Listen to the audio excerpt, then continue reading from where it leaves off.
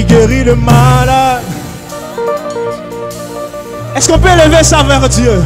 Il transforme des vies. Si la musique peut encore baisser, on va le faire avec nos voix. En plein gosier, Jésus, Jésus est glorieux. Il guérit le malade. Alors que tu parles, que cette maladie fuit ton corps. Que ta famille soit transformée de manière glorieuse. Déclare-le encore comme une prière. En plein gosier, Jésus est glorieux. Il guérit le malade. Oh, il transforme des vies.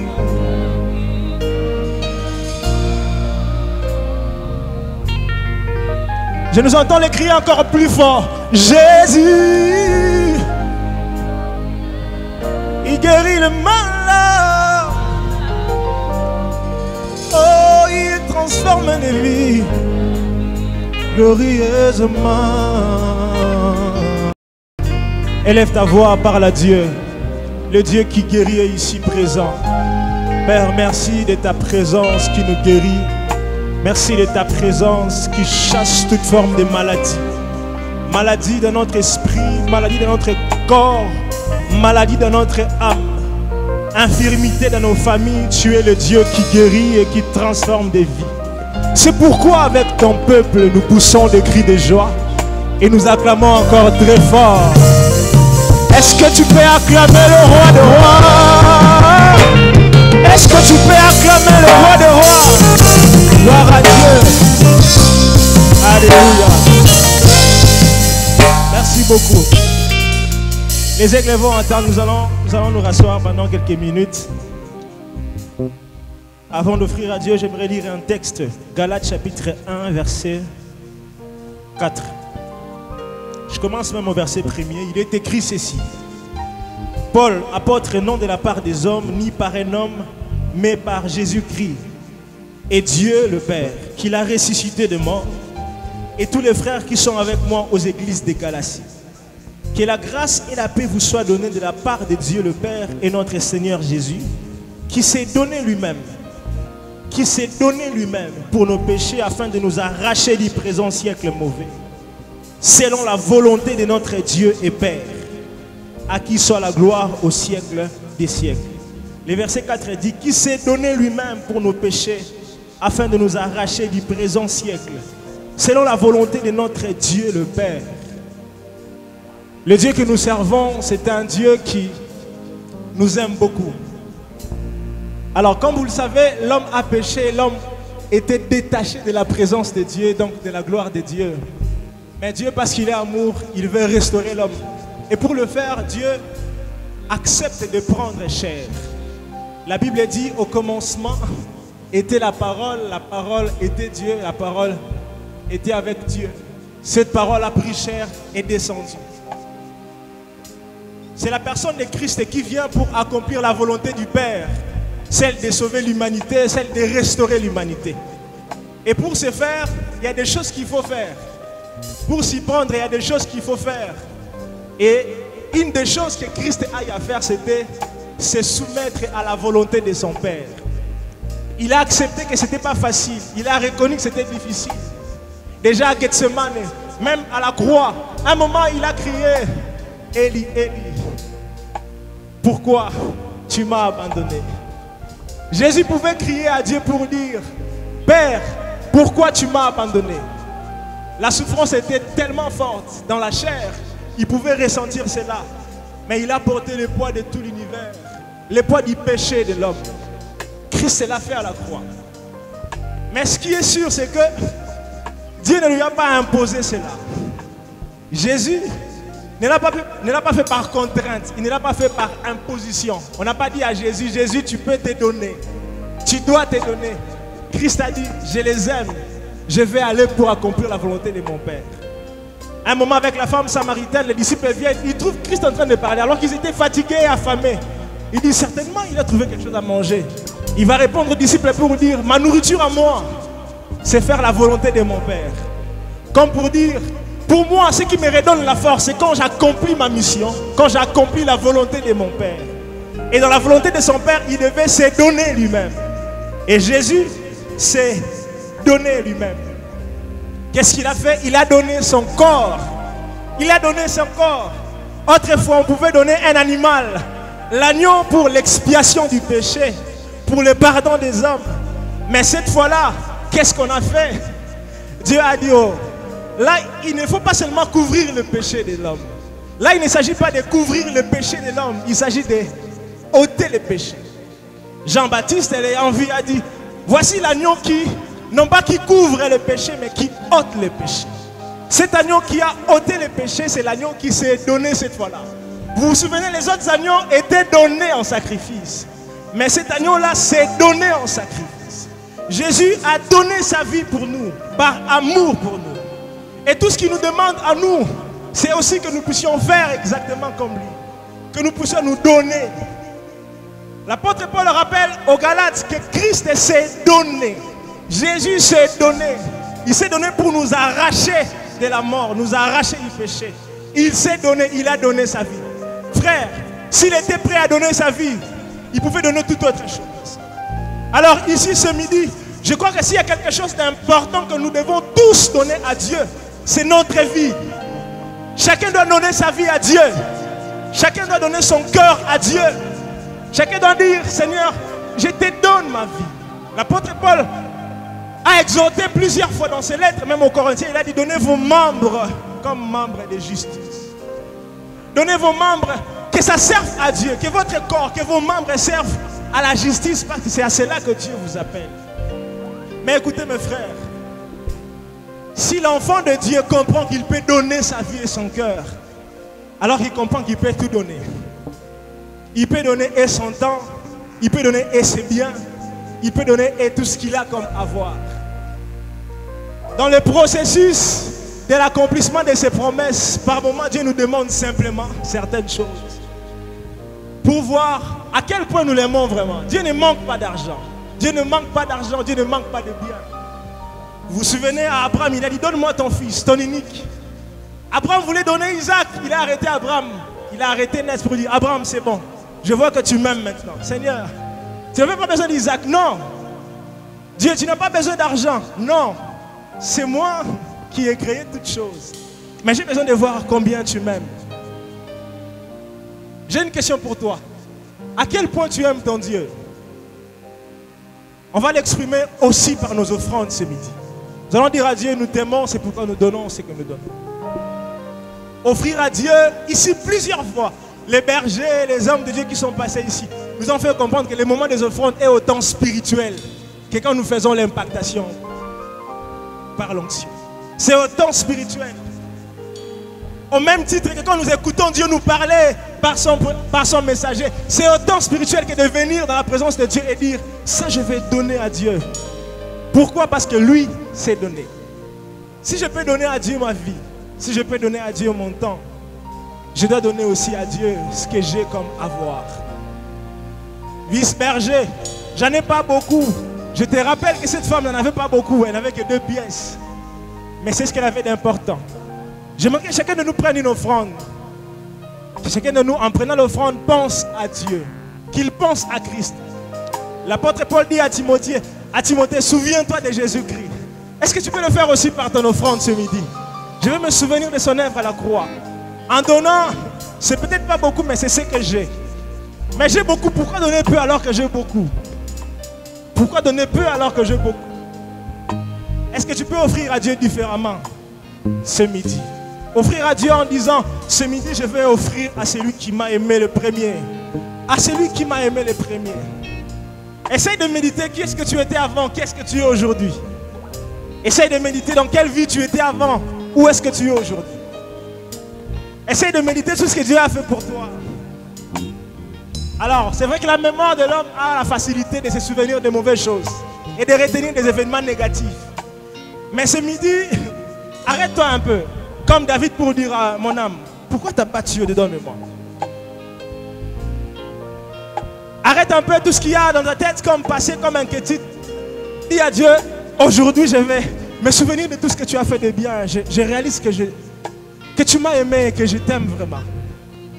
Voilà l'expression de mon amour. Est-ce que chacun peut lever sa main droite avec son offrande? Nous allons prier et offrir à Dieu.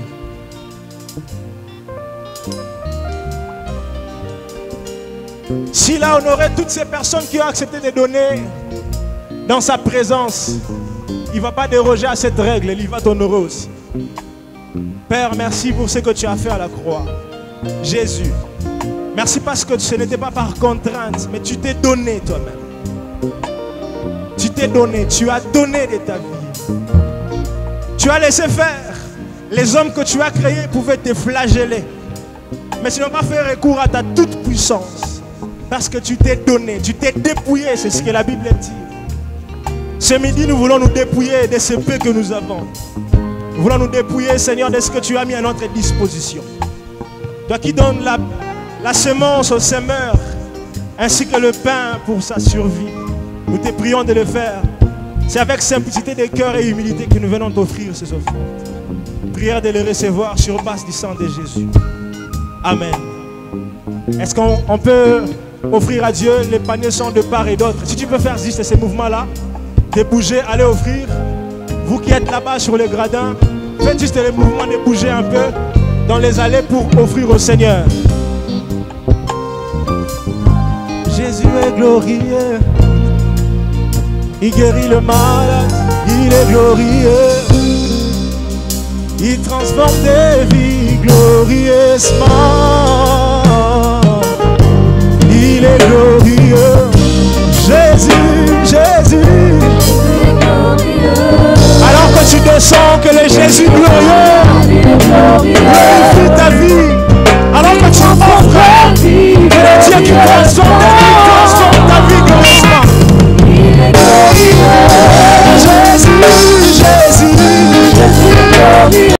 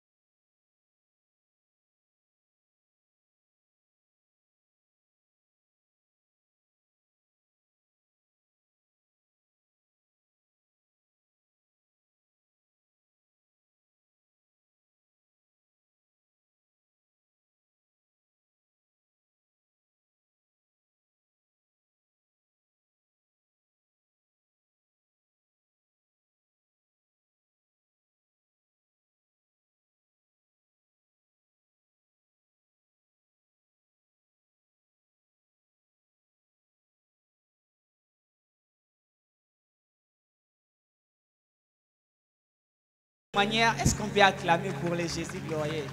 On a enfin concrétisé ses rêves ensemble. Alors, comme on l'a dit ici, comme vous le constatez, une manière de soutenir l'album, c'est acheter ces t-shirts. C'est pas seulement pour nous, c'est pour toi aussi. C'est seulement à 10 $, n'est-ce pas que c'est beau? Seulement, dis à ton voisin, seulement à 10 $. Alors, si tu veux t'en procurer à la fin du kit, vois un membre du protocole, souscris, fais une commande et tu auras ta livraison à domicile. Est-ce que quelqu'un peut soutenir l'album des Aigles du GA? Déjà aujourd'hui à 20h, juste allez sur notre chaîne YouTube, GA Inigine Istem.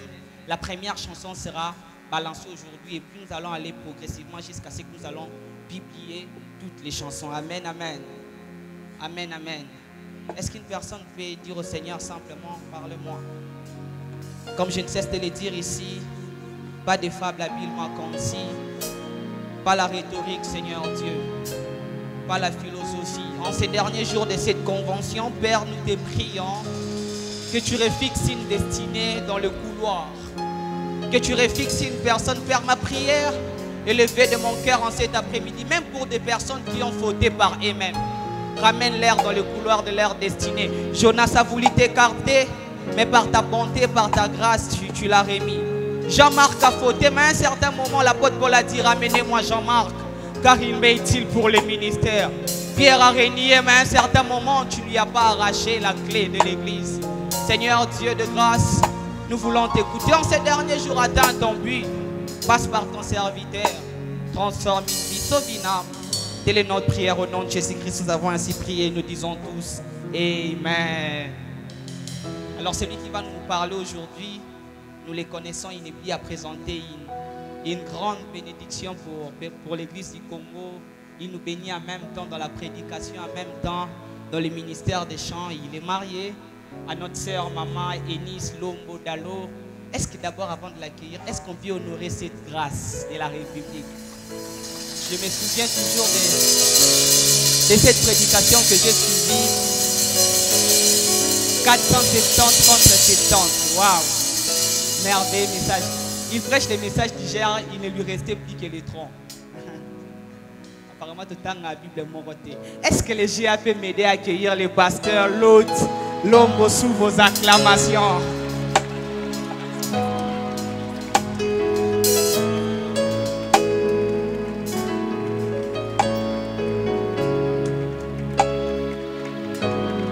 Allô, Jésus. Est-ce qu'on peut acclamer Jésus très fort? Est-ce que moi, mon lolo, wana bomba qui okobet tango siko yopona Yesu? Alléluia, alléluia. Gloire à Dieu. On peut s'asseoir, gloire à Dieu. Je suis béni d'être là parmi nous en cet après-midi. Béni de me retrouver aujourd'hui à l'Unikine, au groupe évangélique de l'amphithéâtre. En venant, j'étais avec un homme de Dieu que je vais d'ailleurs présenter tout à l'heure. On est en train de dire combien le GEA a marqué l'histoire et combien plusieurs groupes, dont plusieurs universités, se sont inspirés du GEA. Le GEA a été vraiment en Kikongo on dit le Songanzila, donc celui qui montre le chemin. Et moi j'étais à l'UPC dans un groupe appelé GEC. Et il faut dire que le GEA a toujours été une inspiration pour nous. À mon époque, j'étais berger du GEC. Chez nous, on disait coordonnateur, mais respect au GEA pour Bongonde Bayaya Nabiso. Est-ce qu'on peut acclamer le Seigneur pour cette belle œuvre? Gloire à Dieu. Alors, comme je disais, je ne suis pas venu seul, je suis venu avec un homme de Dieu que certains d'entre vous d'ailleurs vont reconnaître, qui est chez nous au centre missionnaire Philadelphie. Et une grande bénédiction pour nous. Mais lui, quand il prêche, c'est terrible. Le jour où vous allez l'écouter, vous n'allez plus nous inviter, je suis sûr. Mais bon, heureusement qu'aujourd'hui, il ne prêche pas. Il s'appelle Alphée Seko. Est-ce que tu peux te lever afin que le GEA puisse te reconnaître? Alphée Seko. J'aimerais dire un grand merci aux bergers ainsi qu'aux vice-bergers pour l'opportunité qui m'est donnée de me tenir aujourd'hui devant vous et de vous parler de la part de Dieu. Merci à toute l'équipe. Je sais combien c'est un grand sacrifice dans un site universitaire que de sacrifier ses pauses afin de servir Dieu de toutes les manières possibles. Et merci à toi aussi qui est venu aujourd'hui. Et je crois que Dieu va venir à ta rencontre en cet après-midi, au nom de Jésus. On va lire un texte, Genèse chapitre 27. Genèse chapitre 27.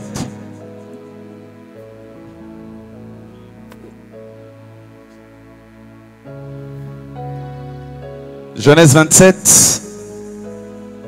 Aujourd'hui, j'aimerais vous parler de la destinée de Jacob. La destinée de Jacob. Genèse 27, à partir du verset 1. La Bible déclare: Isaac devenait vieux et ses yeux s'étaient affaiblis au point qu'il ne voyait plus. Alors il appela Ésaü, son fils aîné, et lui dit: Mon fils. Il lui répondit: Me voici. Isaac dit: Voici donc, je suis vieux, je ne connais pas le jour de ma mort. Maintenant donc, je te prie, prends tes armes, ton carquois et ton arc, va dans les champs. Chasse-moi du gibier, fais-moi un mets comme j'aime et apporte-le-moi à manger afin que mon âme te bénisse avant que je meure. Rebecca écouta ce qu'Isaac disait à Ésaü son fils, et Ésaü s'en alla dans les champs pour chasser du gibier et pour le rapporter. Puis Rebecca dit à Jacob son fils: Voici, j'ai entendu ton père qui parlait ainsi à Ésaü ton frère. Apporte-moi du gibier et fais-moi un mets que je mangerai. Je te bénirai devant l'Éternel avant ma mort. Maintenant, mon fils, écoute ma voix à l'égard de ce que je te commande. Va me prendre au troupeau 2 bons chevreaux. J'offrirai pour ton père un mets comme il aime. Tu le porteras à manger à ton père afin qu'il te bénisse avant sa mort. Jacob répondit à sa mère: Voici, Ésaü mon frère est velu et je n'ai point de poils. Peut-être mon père me touchera-t-il et je passerai à ses yeux pour un menteur. Et je ferai venir sur moi la malédiction et non la bénédiction. Sa mère lui dit: Que cette malédiction, mon fils, retombe sur moi. Écoute seulement ma voix et va me les prendre. Jacob alla les prendre et les apporta à sa mère, qui fit un mets comme son père aimait. Ensuite, Rebecca prit les vêtements d'Ésaü, son fils aîné, les plus beaux qui se trouvaient à la maison, et elle les fit mettre à Jacob, son fils cadet. Elle couvrit ses mains de la peau des chevreaux et son cou qui était sans poil.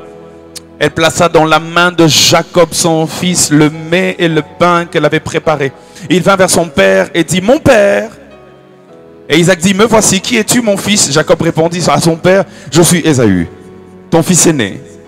Je fais ce que tu m'as dit. Lève-toi, je te prie, assieds-toi et mange de mon gibier, afin que ton âme me bénisse. Isaac dit à son fils: Et quoi? Tu en as déjà trouvé, mon fils? Et Jacob répondit: C'est que l'Éternel, ton Dieu, l'a fait venir devant moi. Isaac dit à Jacob: Approche donc, et que je te touche, mon fils, pour savoir si tu es mon fils Ésaü ou non. Jacob s'approcha d'Isaac, son père, qui le toucha. Et il dit: La voix est la voix de Jacob, mais les mains sont les mains d'Ésaü. Il ne le reconnut pas parce que ses mains étaient velues, comme les mains d'Ésaü son frère. Et il le bénit. Il dit: C'est toi qui es mon fils Ésaü. Et Jacob répondit: C'est moi. Isaac dit: Serre-moi et que je mange du gibier de mon fils afin que mon âme te bénisse. Jacob le servit et il mangea. Il lui apporta aussi du vin et il but. Alors Isaac son père lui dit: Approche donc et embrasse-moi, mon fils. Jacob s'approcha et l'embrassa. Isaac sentit l'odeur de ses vêtements, puis il le bénit et il dit: Voici l'odeur de mon fils, et comme l'odeur d'un champ que l'Éternel a béni. Quelqu'un a dit Amen. Et pour ceux qui écrivent, écrivez Romains chapitre 13 verset 14. Romains 13 verset 14. Je vais le citer de mémoire. Vous pouvez lire pour vérifier. La Bible déclare: Revêtez-vous donc du Christ, de Jésus-Christ. Seigneur, merci de bénir ta parole. Merci de nous faire du bien en cet après-midi. Dans le nom de Jésus-Christ. Dans le nom de Jésus-Christ. Dans le nom de Jésus. Amen.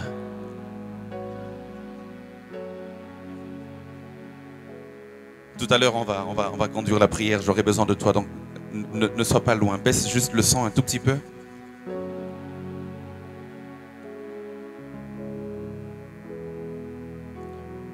Vous connaissez l'histoire de Jacob et d'Ésaü, une histoire qui a commencé par celle de leur père Isaac Et une histoire qui a commencé aussi par leur mère, parce que sans Isaac et Rebecca, il y aurait eu très peu de chances qu'on connaisse un certain Jacob et un certain Ésaü, surtout pas ceux de la Bible.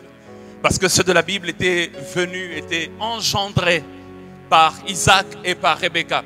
Et vous connaissez l'histoire parce qu'au GEA, nous aimons la parole de Dieu. Mais laissez-moi vous faire un petit récapitulatif parce que je ne peux pas lire toute l'histoire. Je risque d'épuiser tout mon temps en ne lisant que cela. Mais leur histoire commence dans Genèse 26, 25 et vous lisez même, vous rentrez même un tout petit peu encore en arrière. Vous allez vous rendre compte qu'au fait, Abraham demande au serviteur le plus ancien de trouver une femme pour son fils Isaac. Il ne veut pas que Isaac épouse une étrangère. Alors il demande à son serviteur le plus ancien, Eliezer de Damas, probablement, d'aller chercher une femme pour Isaac. Et c'est là que ce serviteur le plus ancien est allé chercher la femme. Et vous savez comment il a trouvé Rebecca. Bref, il ramène Rebecca dans sa maison, dans la maison de son maître Isaac. Et Isaac épouse Rebecca. Et d'ailleurs, petite parenthèse, la Bible déclare, c'est alors qu'il a épousé Rebecca, il a aimé Rebecca, c'est alors qu'il fut délivré, il fut consolé de la mort de sa mère Sarah. Donc, Rebecca est venue comme en remplacement de Sarah. Rebecca est venue comme combler un vide que Isaac avait après la mort de Sarah. Et lorsque Rebecca vient, la Bible déclare que dans leurs premières années de mariage, Rebecca n'avait pas d'enfant. Rebecca ne concevait pas. Mais Isaac a fait quelque chose. Isaac est allé prier pour Rebecca. La Bible déclare, Isaac pria pour sa femme et Dieu a entendu Isaac et Dieu a rendu Rebecca féconde. Mais Rebecca ne sait pas qu'elle est devenue féconde. Rebecca ne sait pas qu'elle a des enfants au-dedans d'elle. Pourquoi d'ailleurs? Parce que les enfants se battent au-dedans. Et Rebecca va prier pour se demander, mais qu'est-ce qui se passe au-dedans de moi?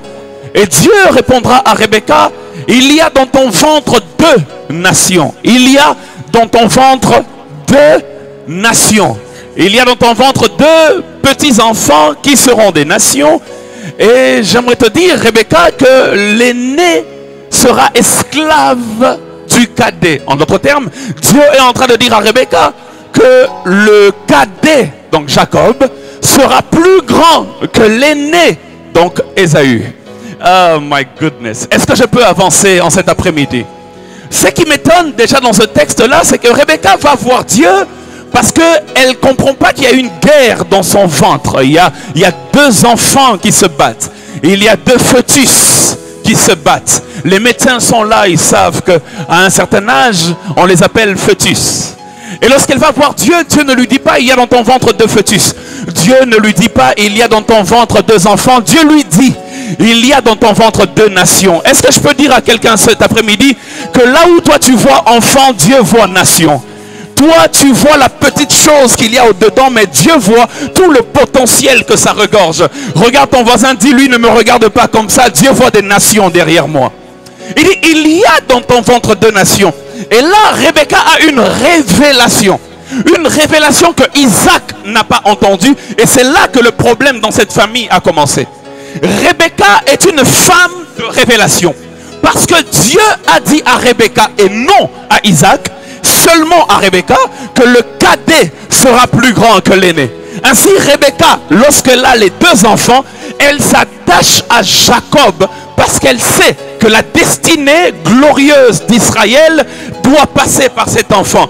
Dieu a dit dans la prophétie, Dieu a prévu avant la fondation du monde que le cadet, c'est-à-dire Jacob, sera plus grand que l'aîné. Et lorsque Paul en parle dans Romains chapitre 9, il dit Dieu, avant même que les enfants ne naissent, c'est-à-dire avant même qu'ils n'aient commis ni bien ni mal, Dieu avait déjà décidé que Jacob serait plus grand que son aîné Ésaü.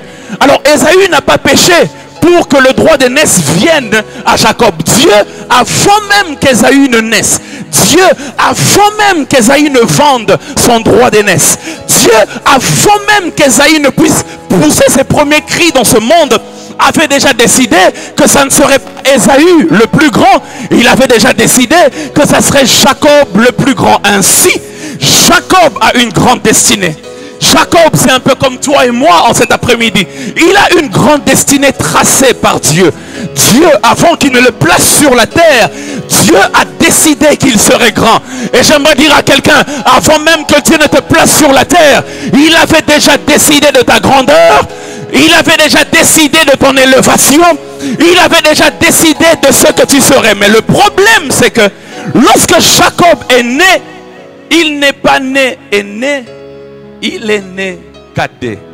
De telle sorte que Isaac, son père, est attaché à Ésaü, l'aîné selon la chair, alors que Rebecca, sa mère, est attachée à lui, Jacob, le cadet, selon la chair. Et il y a division dans la famille. Isaac aime Ésaü parce qu'il est l'aîné. Et parce que Isaac est attaché à la tradition.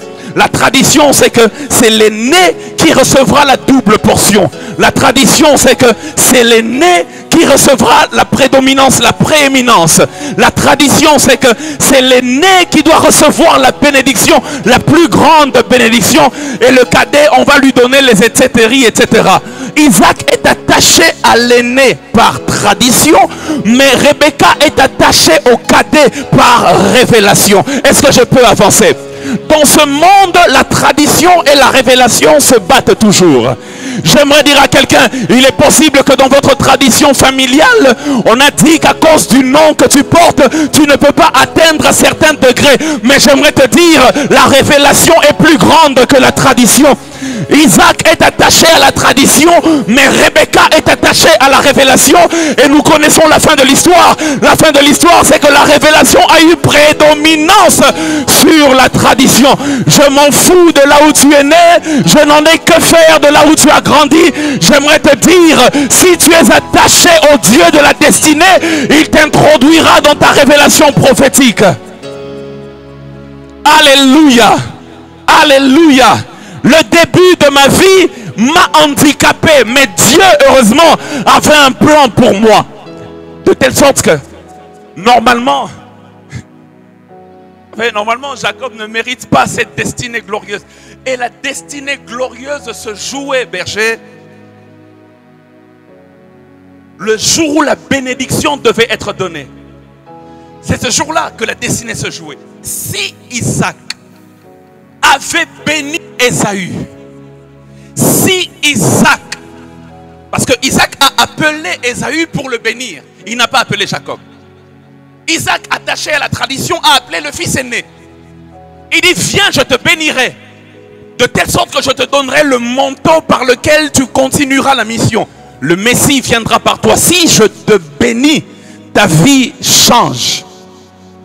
Et il appelle Ésaü, mais Dieu dans le ciel sait que c'est Jacob qui doit être béni. Alors aujourd'hui, puisque je parle de la destinée de Jacob, j'aimerais nous enseigner quelques 4 ou 5 principes importants afin de vivre la destinée que Dieu a tracée pour toi.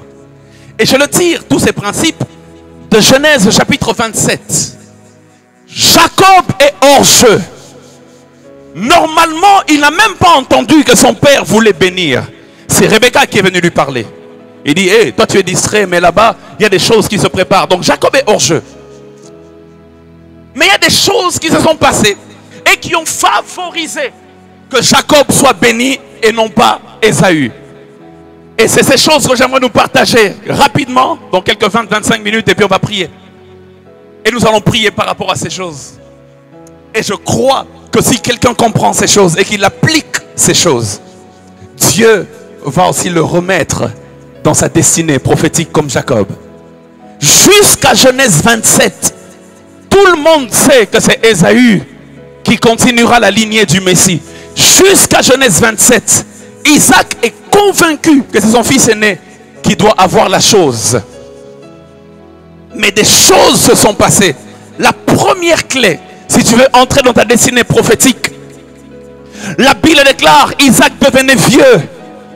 Et ses yeux s'étaient affaiblis au point qu'il ne voyait plus. Frères et sœurs, la première chose qui a qualifié Jacob vers sa destinée prophétique, c'est la cécité d'Isaac. Si tu veux entrer dans ta destinée prophétique, il faut qu'Isaac soit aveugle. Parce que si Isaac voit, il reconnaîtra que tu n'es pas Ésaü et il te maudira au lieu de te bénir. La seule raison pour laquelle Jacob a eu la bénédiction, c'est parce que Isaac était devenu vieux. ses yeux s'étaient affaiblis au point que la Bible déclare qu'il était devenu aveugle. Parce que si Isaac voyait, Jacob ne serait pas béni. Est-ce que je peux avancer et puis expliquer cela à quelqu'un? J'aimerais dire à quelqu'un, la première des choses pour entrer dans ta destinée prophétique, il faut que tu comptes sur la grâce de Dieu. La grâce de Dieu est comme les yeux d'Isaac. La grâce de Dieu est aveugle.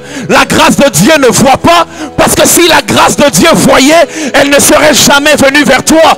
Parce que si on te regarde à toi, Jacob, tu es menteur, tu es usurpateur, tu es escroc. Si ça doit dépendre de tes qualités, si ça doit dépendre de tes mérites, la grâce ne va jamais te localiser. Heureusement que lorsque la grâce vient vers quelqu'un, elle ferme les yeux, elle devient aveugle. Elle ne vient pas à toi en fonction de qui tu es, mais elle vient à toi en fonction de ce qu'elle veut faire de toi. J'aimerais dire à quelqu'un, la grâce de Dieu t'a localisé pour cette destinée. Et j'aimerais te dire, ça ne sera pas par tes efforts. D'ailleurs, dans ta position familiale, normalement tu es hors jeu. Mais à cause de la grâce de Dieu, celui qui était en dehors peut rentrer au dedans, parce que la grâce l'a localisé. Donne-moi un bon amen et j'avance. C'est pour cela que lorsque l'homme de la grâce est venu, il dit à quiconque le reçoit, quiconque croit en son nom, il donne le pouvoir de devenir enfant de Dieu, à ceux qui l'ont reçu, à ceux qui ont cru en son nom. Et il disait dans Jean chapitre 3 à Nicodème, il dit, car Dieu a tant aimé le monde qu'il a donné son Fils unique, afin que quiconque croit en lui ne périsse point, mais qu'il ait la vie éternelle. Ça, c'est la grâce de Dieu. La grâce de Dieu, c'est pour qui? La grâce de Dieu, c'est pour quiconque. Qui doit croire? Il dit, quiconque croit en lui ne périsse point, mais qu'il ait la vie éternelle. Mais quiconque, c'est qui? Quiconque, ça peut être n'importe qui. Quiconque, ça peut être un métis, ça peut être un noir. Quiconque, ça peut être un blanc.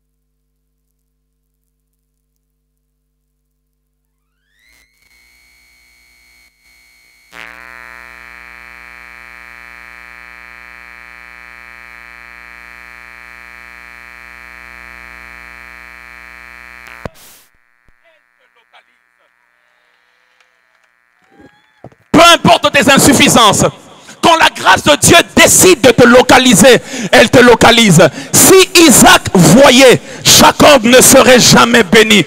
Mais c'est parce qu'il était aveugle. J'aimerais dire à quelqu'un cet après-midi, Dieu va aller au-delà de ton vol. Il va aller au-delà de tes imperfections. Il va aller au-delà de tes imperfections, car il a décidé de te sélectionner pour la destinée. Alléluia. Alléluia. Si la grâce de Dieu voyait, Paul ne serait jamais sélectionné. Lui qui persécutait les chrétiens et qui les tuait. Si la grâce de Dieu voyait, Pierre ne serait jamais destiné. Lui qui a renié le Christ, si la grâce de Dieu voyait, aucun d'entre eux ne serait sélectionné. Mais puisque la grâce est aveugle, et Jacob, heureusement qu'Isaac ne voit pas. Je dis Jacob, heureusement qu'Isaac est aveugle. Parce que si Isaac voit, c'est fini pour toi. Lui-même disait, mais si il se rend compte que je ne suis pas Ésaü, j'attirerai sur moi la malédiction au lieu de la bénédiction. Mais parce qu'il ne voit pas. Alléluia. Alléluia. La grâce de Dieu a fait que Méphibosheth vienne dans le palais du roi David. Parce que Méphibosheth est perclus des pieds. En d'autres termes, il est handicapé. En d'autres termes, il est infirme. Et David avait dit, le boiteux n'entrera pas dans ma maison. L'aveugle et le boiteux n'entreront pas dans la maison. Mais Méphibosheth est boiteux.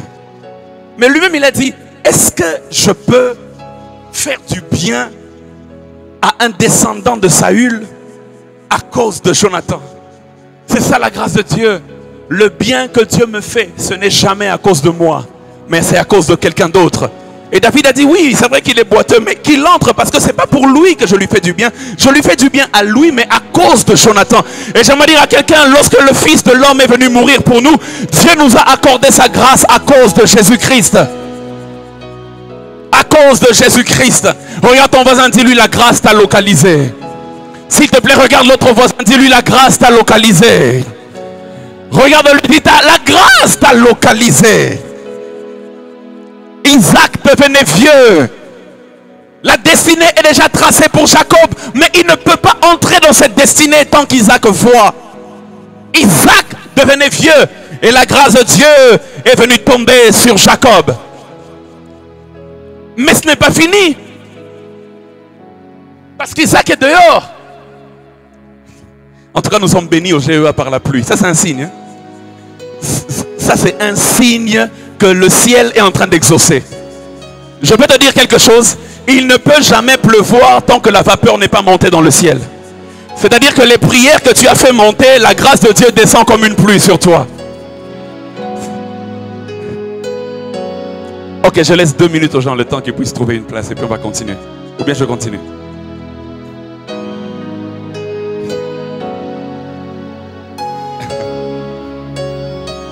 Alléluia.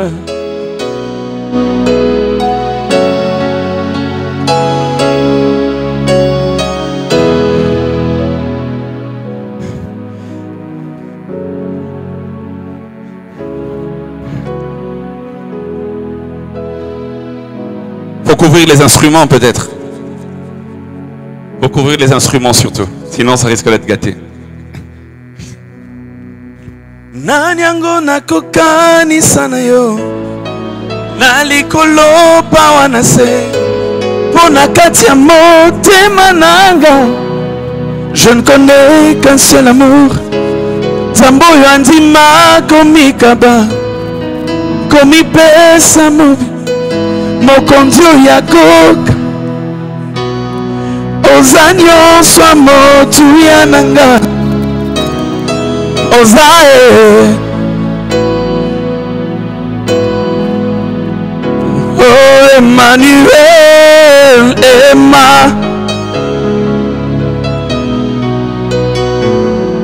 Emma Emma Emmanuel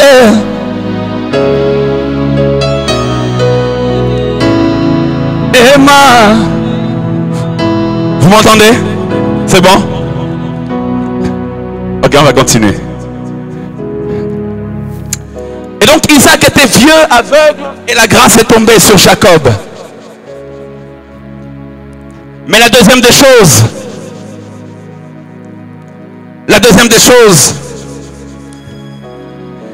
c'est que Rebecca connaissait la chose et elle est venue dire à Jacob, elle dit, normalement, tel que tu es là, Jacob, tu ne peux pas entrer pour voir ton père. Parce que si Jacob n'avait pas même entendu parler de cela, c'est que Jacob n'était pas dans la même tente qu'Isaac. Il devait être en dehors. Parce que Isaac a appelé Ésaü dans sa tente. Ésaü est entré dans la tente. Isaac a parlé à Ésaü. Il lui dit, voici des choses que tu dois faire pour moi afin que je te bénisse. Et alors qu'Isaac parle à Ésaü, Jacob n'a rien entendu. Donc, Jacob n'était pas dans la tente. Jacob devait être en dehors. Et Rebecca va voir Jacob en dehors de la tente. Et elle dit à Jacob, elle dit, prends-moi un animal. Il faudra qu'on le tue afin que tu entres et que tu parles à ton père.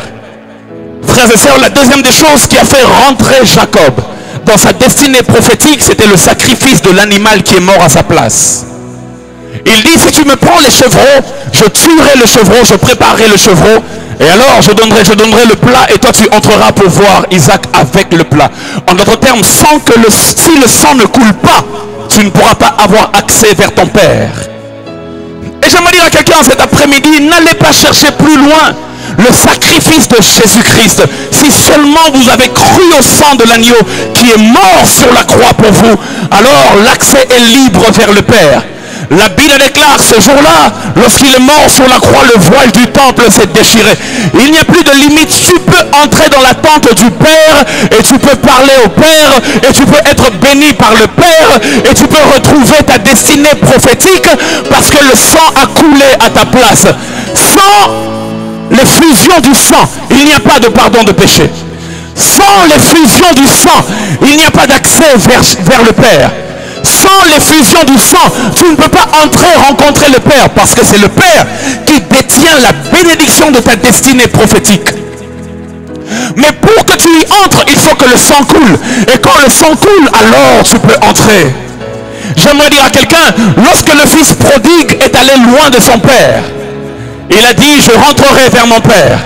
Je dirai à mon père, Père, je ne suis pas digne d'être appelé ton fils. Mais me voici, je reviens.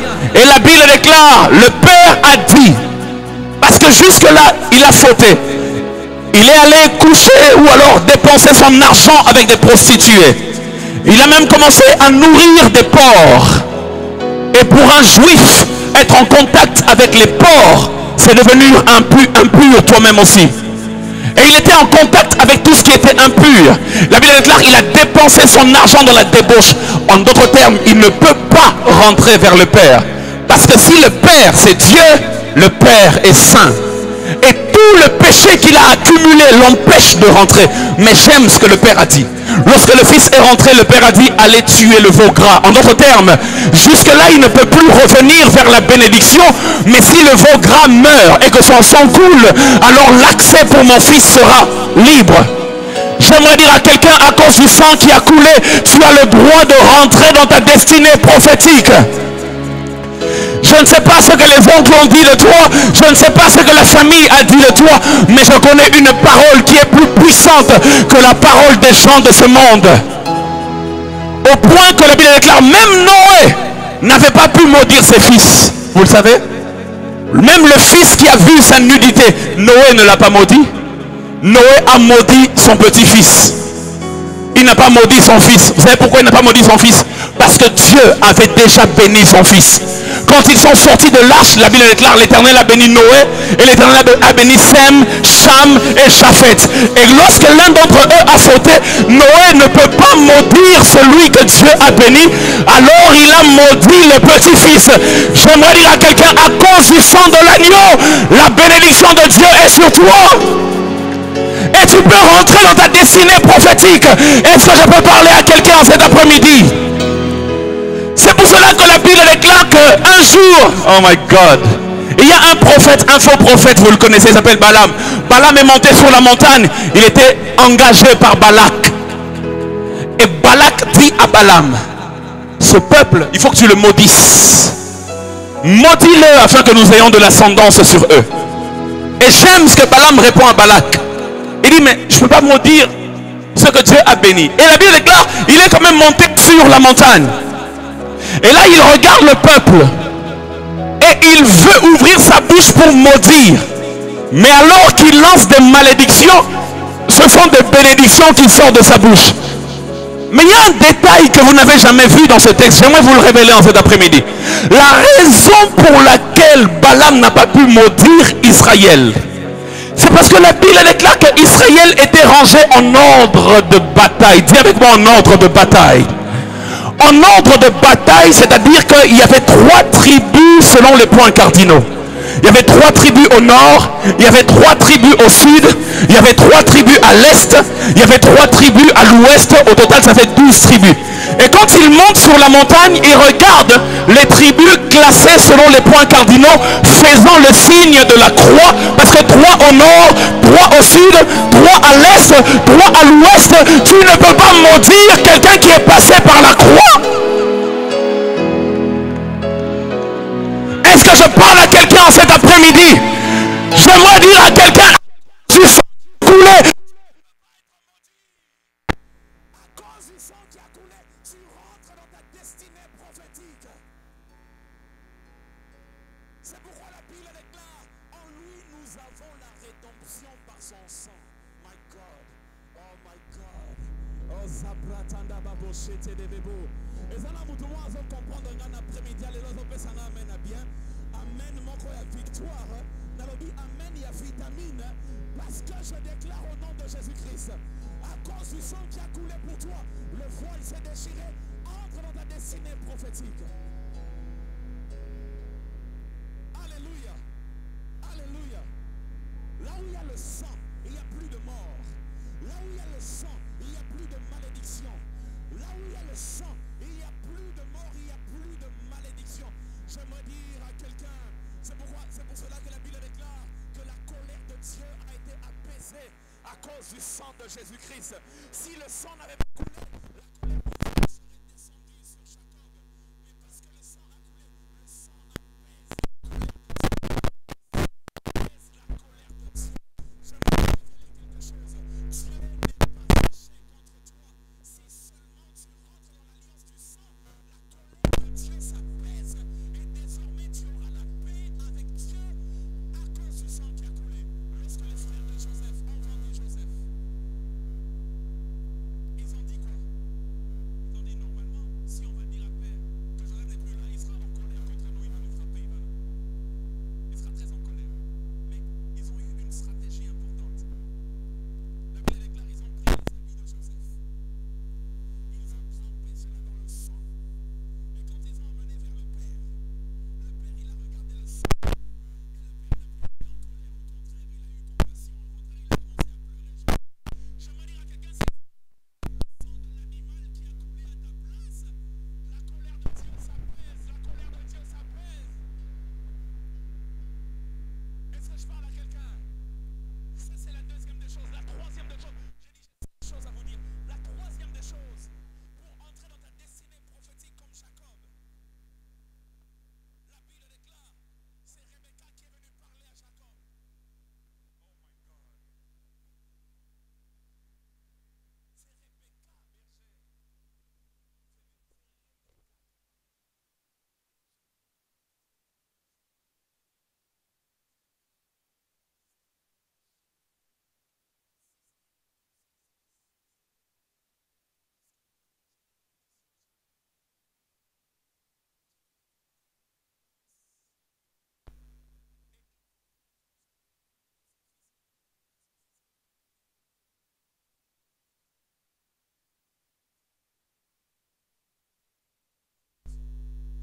berger. C'est toi, je veux donner ça.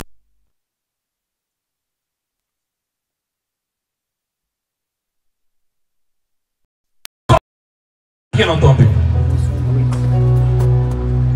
Mais la seule raison pour laquelle Jacob est rentré dans sa destinée prophétique, c'est parce que quelqu'un avait entendu pour Jacob. Jacob n'a pas entendu, mais Rebecca a entendu. Et Rebecca, qui connaît la révélation, a vite couru vers Jacob et a dit à Jacob, toi tu es distrait. Regarde, dans le conseil céleste, regarde les choses qui se préparent. Écoute, entends ma voix, fais ce que je te dis et tu pourras être béni. J'aimerais dire à quelqu'un, si tu veux recevoir la bénédiction de Dieu, entrer dans ta destinée prophétique, écoute Rebecca. Écoute Rebecca. Maintenant, la bonne question c'est, Rebecca c'est qui? Parce que à ce que je sache, Rebecca est déjà morte. Rebecca est déjà morte depuis très très longtemps. Si Jacob avait Rebecca, nous, on a qui va nous souffler les choses qui se concoctent dans l'assemblée céleste. J'aimerais dire à quelqu'un, Rebecca pour nous, oh my goodness, Rebecca pour nous c'est une personne, et c'est la plus belle personne qui nous a été donnée. Car il a été écrit, il est avantageux pour vous que je m'en aille. Parce que si je m'en vais, alors j'enverrai Rebecca, my goodness. Si je monte, alors j'enverrai pour vous le Saint-Esprit. Et l'avantage avec le Saint-Esprit, c'est que le Saint-Esprit connaît ce que le Père est en train de préparer. Et quand tu es attaché au Saint-Esprit, il peut venir te révéler parfois même dans ton sommeil. Jacob a entendu cela, il était éveillé. Mais toi, généralement l'Esprit ne te parle dans ton sommeil. Il vient, tu t'es jamais rendu compte. Au Sengelo Roté, allez, au Loti Mbalamoko. Au Loti, au grand médecin, L'autre comme premier ministre. L'autre comme boye. Maman, prévoir en côté. Je n'ai jamais pensé à ces choses. Mais c'est le Saint-Esprit qui a entendu des choses dans le conseil de Dieu et qui est venu dans ton sommeil te souffler ces choses pour dire regarde ce qui se prépare. Je suis venu annoncer à quelqu'un, il y a des choses qui se préparent, mais tu ne seras pas hors jeu parce que l'esprit de la révélation va te révéler ce que le Père a dans son cœur. Et la bonne chose avec le Saint-Esprit, c'est qu'il est écrit. L'Esprit sonde tout. Même les... Ah, et c'est là qui m'amène à mon quatrième point. Parce que Jacob dit à... Non, Isaac dit à Ésaü, il dit, je veux bien te bénir. Mais regarde la condition.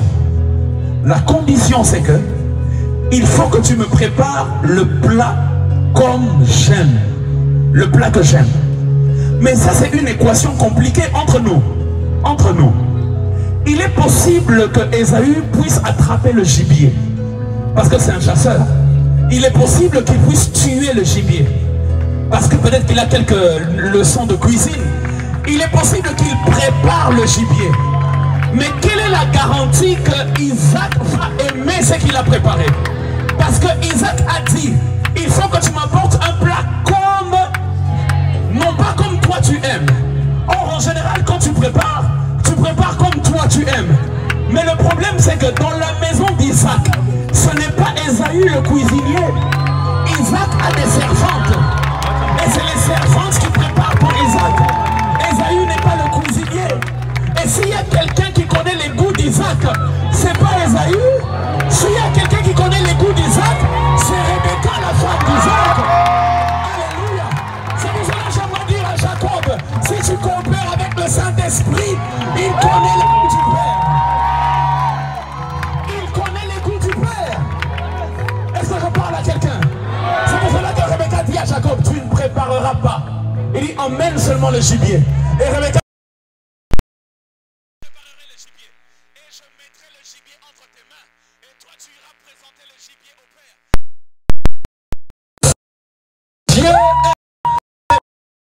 apporter, mais c'est celle que l'Esprit a déposée dans ton corps pour le Père.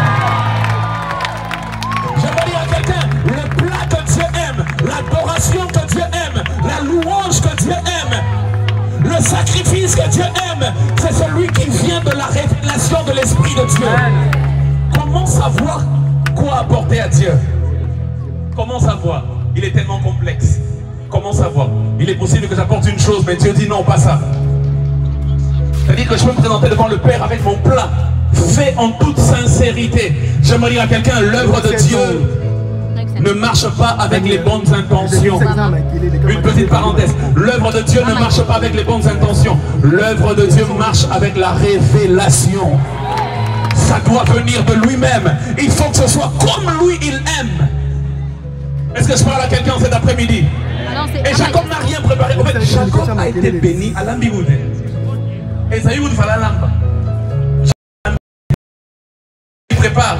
Rebecca lui dit. Son père, le père mange. Il dit, tu as préparé? Il dit, oui, j'ai préparé. Il dit, père, tu as aimé? Le père dit, oui, j'ai aimé. Il dit, père, bénis-moi. Il dit, oui, je vais te bénir. J'aimerais dire à quelqu'un, si seulement tu coopères avec le Saint-Esprit.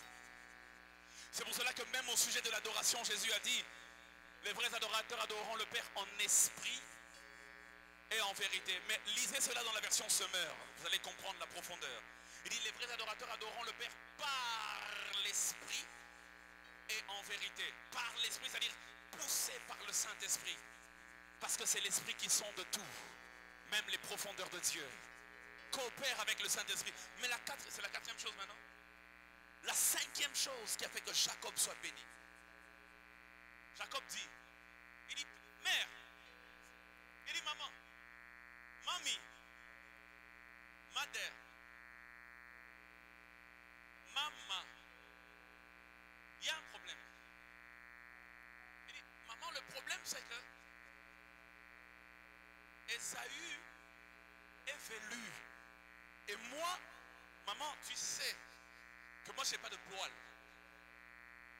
Le père ne voit pas, mais son toucher fonctionne encore bien. Et si le père me touche et qu'il se rend compte. J'aurai la malédiction au lieu de la bénédiction. Et puis la mère dit, oh, mais j'ai une solution à tout. Il dit, regarde ce qu'on va faire.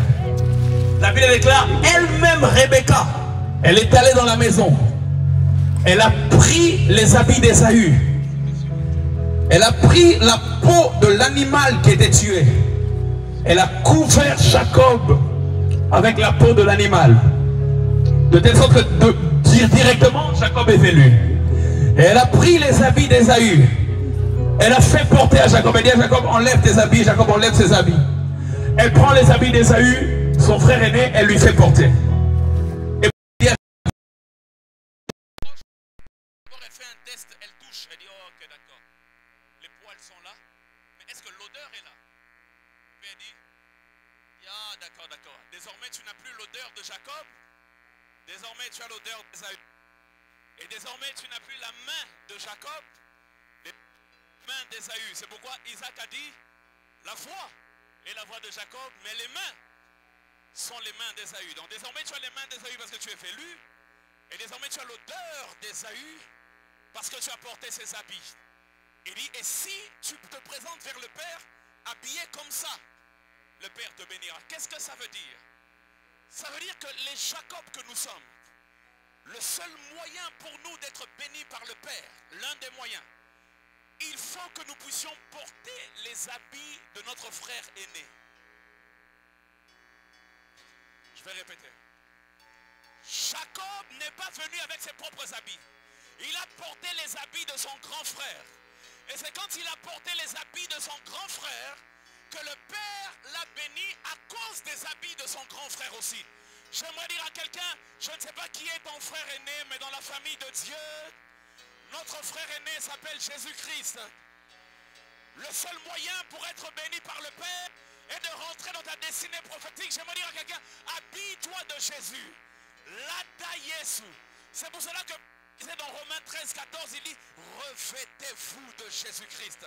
Ça veut dire porter sa justice. Ça veut dire ne venez pas vers le Père avec votre propre justice. D'ailleurs, votre propre justice est comme un vêtement souillé. Mais si vous vous habillez du frère aîné, c'est pour cela que quand tu pries, même pour ta nourriture, tu pries, Seigneur, bénis ce shawarma que je mange ici à l'Unikin. Et quand tu finis de prier, tu dis quoi? Au nom de... Tu dis au nom de qui? Mais pourquoi tu dis pas, Seigneur, je te demande cela en mon nom, je suis ton fils. Seigneur, nasambelete, opambola maman nangai. Seigneur, biki sa papa nangaza na hôpital. Mais nasambeli nzambe, na kombo na Yesu nasambeli. Oh, mais ça m'a na kombo na yoti. Yo gank. Après tout, je suis racheté par le sang de l'agneau. Le sang a coulé, j'ai accès. Seigneur, je demande en mon nom. En ton nom, ça ne va jamais marcher. Parce que la seule voix que le Père agrée, c'est la voix du Fils aîné. Et c'est pour cela que lorsqu'on vient vers le Père, on demande au Père, mais au nom du Fils aîné. En d'autres termes, tu veux dire, Seigneur, je suis revêtu des habits du Fils aîné. Seigneur, touche-moi, ce n'est pas moi qui demande, c'est Jésus qui demande. Et quand le Père entend ta prière, il t'exauce parce que tu viens revêtu du Fils aîné. Est-ce que je parle à quelqu'un?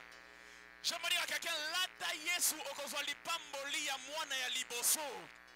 C'est pour cela qu'il est écrit que nous sommes héritiers de Dieu et co-héritiers de Christ. Parce que nous venons vers le Père, non pas avec notre propre justice, mais nous sommes habillés des habits de justice de Jésus-Christ. Et Jacob a fait tout ça. Normalement, il doit être béni. La condition était simple. La condition était que si tu m'apportes le plat que j'aime et que je mange, après cela, je t'introduirai dans une destinée prophétique. En d'autres termes, je te bénirai. Jacob a fait tout ça. Il a d'ailleurs pris plusieurs risques. Il aurait pu être maudit. Quand on lui a demandé qui es-tu, par réflexe, il aurait pu dire je suis Jacob. Parce qu'il sait qu'il est Jacob. Donc il devait être concentré pour dire je suis Ésaü. Parce que s'il dit je suis Jacob et bébé, il a pris tous les risques du monde. Mais Père, tu as dit si tu manges, après tu me bénis. Père, tu as mangé. Père, tu as aimé, oui, c'était bon. C'est normal. C'est Rebecca qui a préparé. Ça ne peut qu'être bon. Bon, vous n'êtes pas encore marié. Un jour, vous allez vous marier, vous allez comprendre.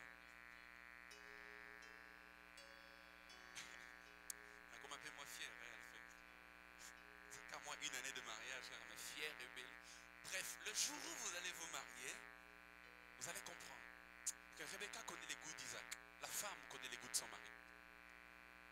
Et, Père, bénis-moi. J'ai respecté toutes les conditions, bébé. Mais le Père lui dit, non, il te reste encore une chose. Et c'est là que je vais finir en disant, beaucoup d'entre nous, on a réuni toutes ces conditions-là. On est racheté par le sang qui a coulé. On est revêtu de Jésus. On écoute le Saint-Esprit. On reçoit la révélation qui vient d'en haut. Et on vient vers le Père. On lui sert le plat qu'il aime. On le sert. On est ses serviteurs, on est ses servantes. Il mange. On a réuni toutes les conditions. Mais on n'est pas encore entré dans la destinée prophétique. Il y a une bénédiction qui manque. Tu as comme l'impression que tu as fait tout ça. Tu as comme l'impression que toi, vraiment, tu as abandonné le péché depuis longtemps. Mais jusque-là, ta vie, c'est comme si ça ne va toujours pas. Seigneur, je prie au GEA, je t'adore, je te loue. Seigneur, je donne mes dîmes, mes offrandes. Seigneur, je fais tout ce que tu veux. D'ailleurs, je prophétise pour les autres parce que je suis proche du Saint-Esprit, j'entends les choses. Tu as mangé, Père. Tu es satisfait, Père. Bénis-moi. Mais le Père dit non. Il te reste encore une chose. Lorsque vous lisez le texte au verset 25, il dit à Jacob, après avoir mangé, après avoir bu, il lui dit, approche-toi de moi afin que je sente ton odeur. Père, ça, ce n'était pas dans le deal de départ.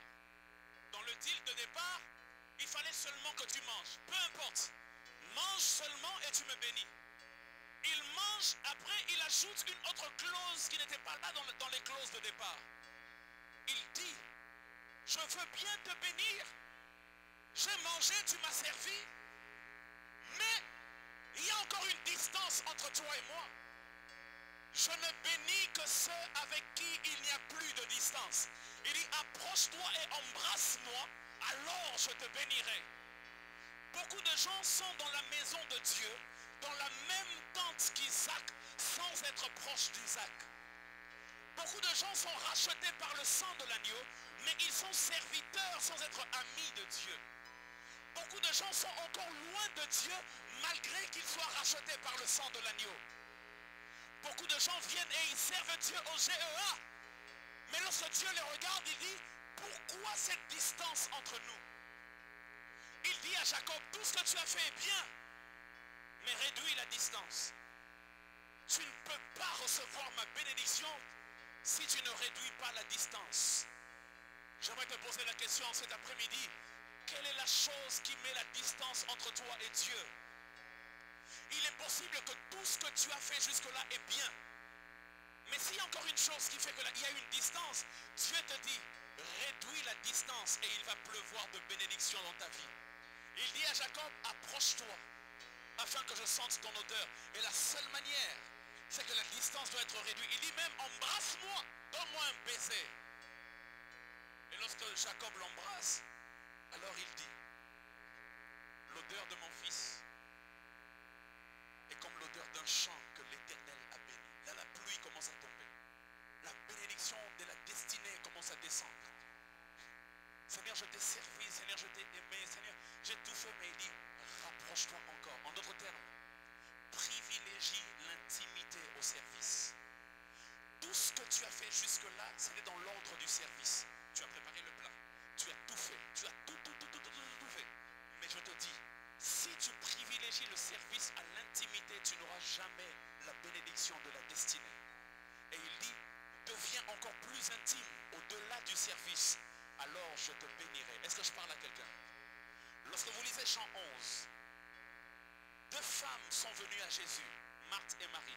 Marthe sort en premier. Elle dit à Jésus, Seigneur, si tu avais été ici, mon frère ne serait pas mort.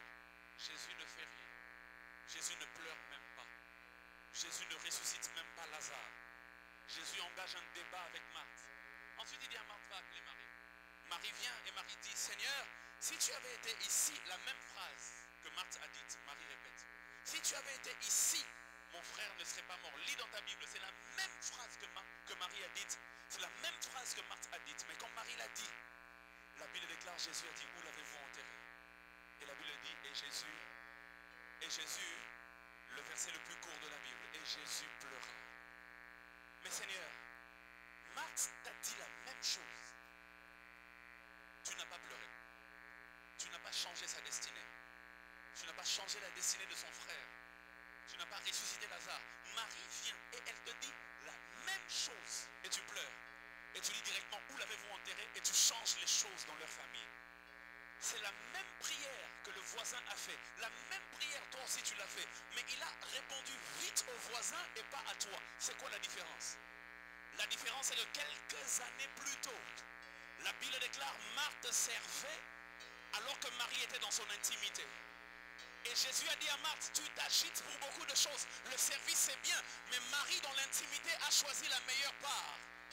J'aimerais dire à quelqu'un, c'est l'intime de Dieu qui pousse Dieu à l'action. J'aimerais dire à quelqu'un, c'est quand tu es dans l'intimité que tu reçois les bénédictions de la destinée. Et il te dit en cet après-midi, approche-toi encore afin que je sente ton odeur. Bilaka yopesanga na bomba na motema atae umelinango. Je ne perdrai pas patience. Motema ezana molendeo. Osa motote, on y va.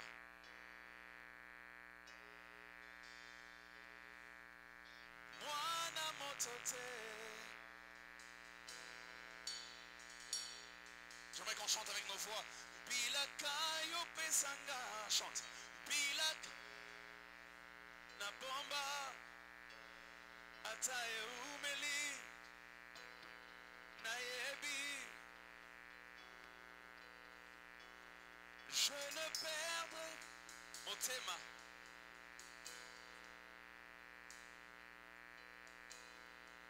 Yosa motote.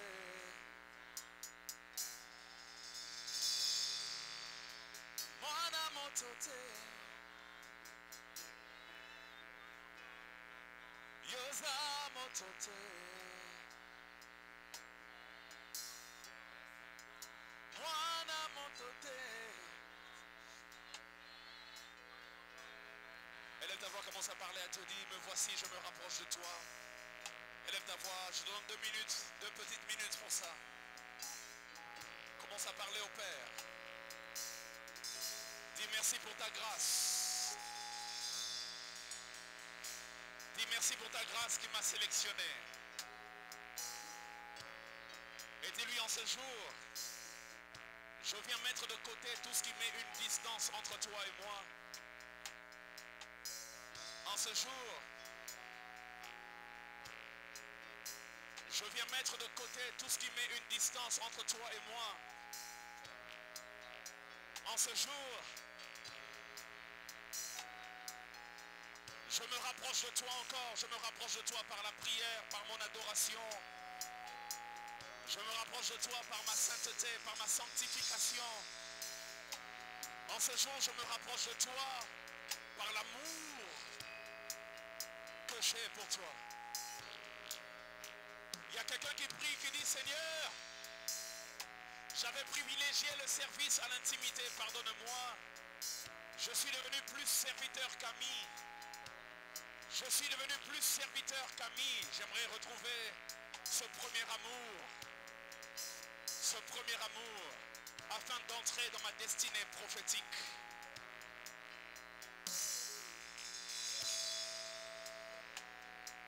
Oui, prie encore en 30 secondes avant que je ne prie pour toi.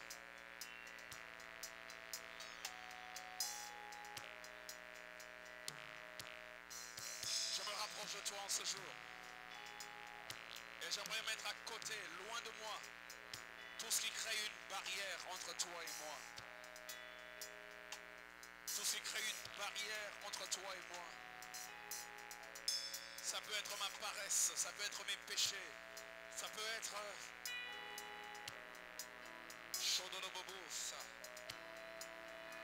mes occupations. d'occupations que je n'ai plus de temps pour toi.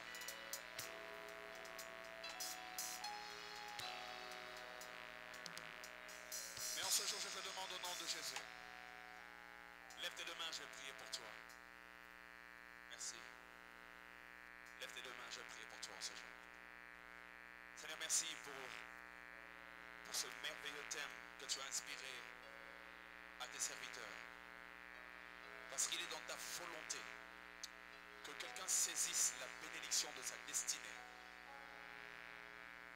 Et je prie ce soir, cet après-midi,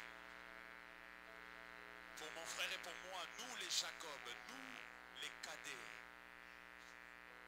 nous qui ne méritions pas, fais-nous ta grâce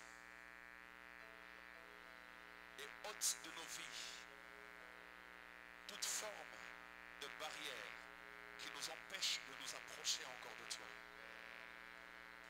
Nous voulons qu'il n'y ait plus de distance entre toi et nous, afin que nous recevions la pluie qui vient d'en haut. Je déclare à cause du sang de Jésus, je déclare par la révélation du Saint-Esprit, je déclare à cause du fait que nous sommes habillés des habits de notre frère aîné, je déclare à cause du fait que par la grâce de Dieu, nous avons trouvé accès.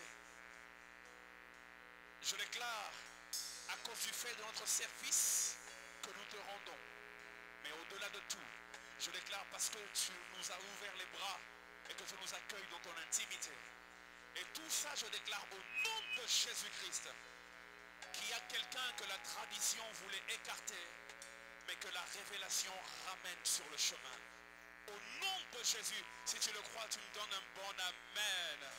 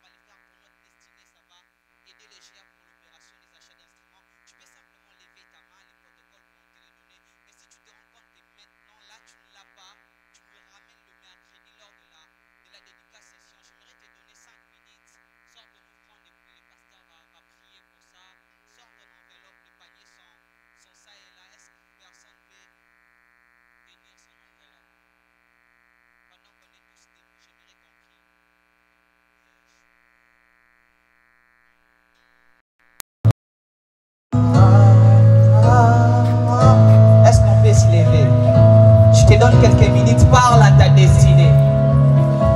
Pendant que ces sons du clavier en train de s'élever, Yeshua, Yeshua. Est-ce qu'une personne peut dire à Dieu, voilà ma destinée entre tes saintes mains. L'Éternel ne cessait de me parler de personnes qu'il doit restaurer. Jonas s'est écarté de la lignée de la destinée par la grâce et la bonté du Seigneur. Il a été reconnecté. Que dire de Pierre qui a régné, mais par la bonté et la grâce du Seigneur, il a été reconnecté. Est-ce qu'une personne peut élever sa voix? Je ne sais pas comment tu vas les directionner pour la fin de tes études, pour ta vie professionnelle. Tous ces données font partie de ta destinée. La destinée est un tout composé de plusieurs parties. Est-ce que ça sera pour tes enfants? Christ est en train de mourir, il prie pour les disciples. Il dit, Père, je ne prie pas seulement pour eux, mais pour tous ceux qui croiront en moi au travers d'eux. Comme je ne cesse de le dire ici, la prière est un investissement pour les jours à venir. Est-ce qu'une personne peut brandir cette enveloppe et dire à Dieu, voilà, c'est pour ma destinée. L'éternel Dieu, il y a des choses que je ne maîtrise pas, mais je sais que tu contrôles tout. L'éternel Dieu, mes yeux ne voient que là où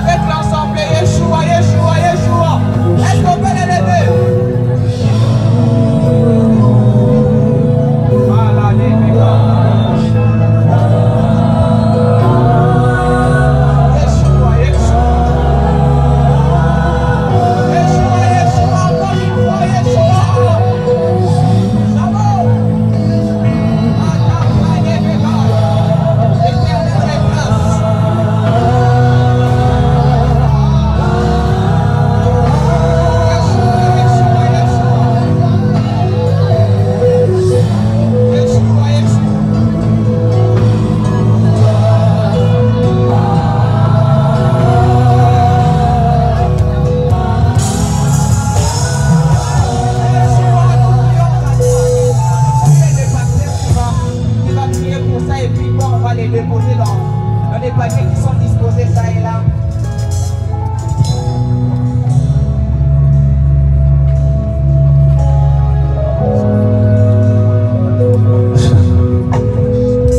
Lève ton offrande, lève ton enveloppe. Père, dans le nom de Jésus, lorsque Jacob venait à toi, lorsqu'il allait vers son père, il a apporté aussi le plat, il a apporté quelque chose. Et voici nos enveloppes que nous t'apportons. Je déclare au nom de Jésus-Christ que cette offrande parle devant toi, en notre faveur et même pour les générations à venir. Je déclare que tu ouvres ton ciel. Oui, parce que l'offrande ouvre le ciel. Sur la vie de mon frère et de ma sœur. Et que tu déverses sur eux une pluie torrentielle de tes bénédictions au nom de Jésus. Je déclare que tu les leur rends au centuple. Non pas selon les richesses de la Banque mondiale, non pas selon les richesses de la Banque du Congo, mais selon ta richesse et ta gloire. Dans tous les domaines de leur vie, là où il y avait un quelconque souci, un quelconque problème, à cause de cette offrande et à cause de leur obéissance, je déclare dans le nom de Jésus-Christ que tu règles tous les petits soucis qu'il y a. Au niveau de la santé, au niveau des finances, au niveau des études, au niveau de la famille, au niveau des relations, peu importe le domaine de la vie, je déclare au nom de Jésus-Christ que tu leur accordes le repos de tous côtés. Le repos de tous côtés. Vous êtes bénis de jour comme de nuit. Et que votre destinée soit bénie. Que celui qui vous combattra rencontre votre Dieu. Au nom de Jésus-Christ. Amen. On est en train de les déposer.